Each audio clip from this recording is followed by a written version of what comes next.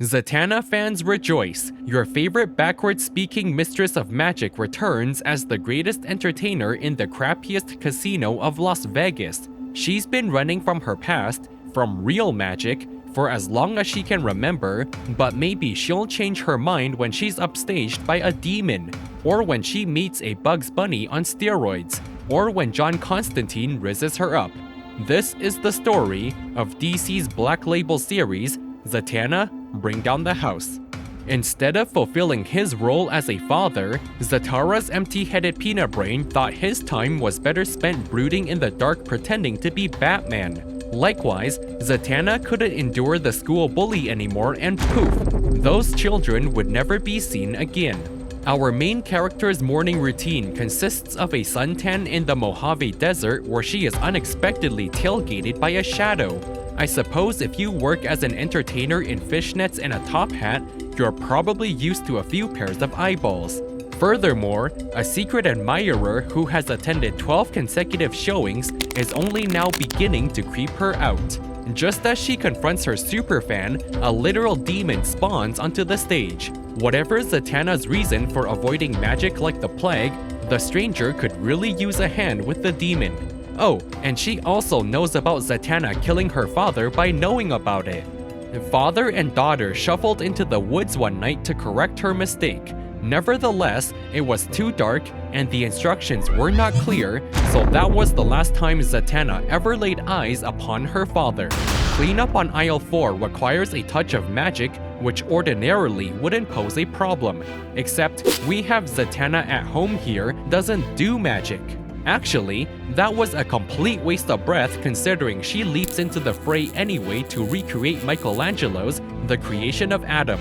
Imbued with a power boost, the stranger cuts down the demon like some tryhard who completed all the side quests before finishing the tutorial. Zatanna has no idea what just happened and is even less certain when dragged into the Palace of the Casters, a VIP club for magicians where her father was most revered of them all. Demons stemming from the misuse of magic have already claimed 3 of their esteemed members, and that definition of misuse includes killing one's own father. Zatanna swears it was merely an accident, and whatever connection she had to magic evaporated that night. Zatanna literally cannot do magic anymore. And I guess locking doors is not a thing in Las Vegas? The Spooky Witch Club is 99% sure Zatanna erased her father, but there's one glaring problem to their theory. It's all based on hearsay evidence. In contrast, Stranger defends the main character by citing her lack of affinity for magic.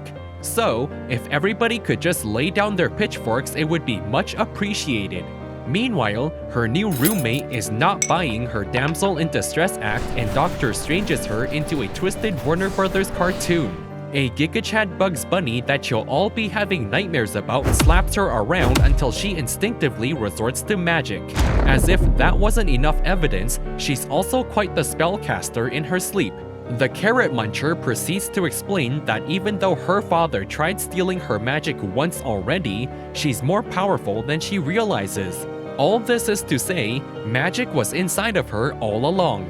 And they're now joined by the unskippable ad that is the Hellblazer himself. While the two nutjobs are locked in a Richard measuring contest, Constantine and Zatanna flock to the City of Love for some unchristian activities. John reveals that the casters originally sent him to kill her should she exhibit any connection to magic. That being said, he wrote it off soon after they developed intrusive thoughts for each other. On top of that, Zatara thought he was built different and thus immune to the demons of black magic from poisoning his mind. But he couldn't have been more wrong. When he absorbed his daughter's magic, he transcended into the king of demons with a new directive to exterminate all magic users. Now that her origin story is taken care of, the Mistress of Magic prepares to bring down the house by donning a superhero starter pack and embracing what's always been a part of her. She seeks out the stranger and says, "This is how we're going to beat the final boss." The word "arise" does the trick, which is followed by an unreasonable number of demons sprouting from the surface. The main character does her thing and turns out she's a natural.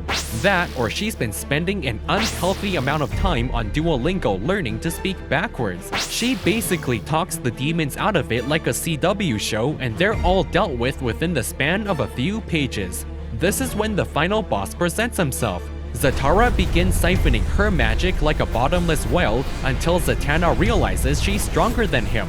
She towers over her evil father and crumbles the king of demons like an afterthought. Stranger becomes the new CEO of witching school, Zatanna incorporates magic into her act, and a hand-delivered invitation to join the Justice League rounds out the series.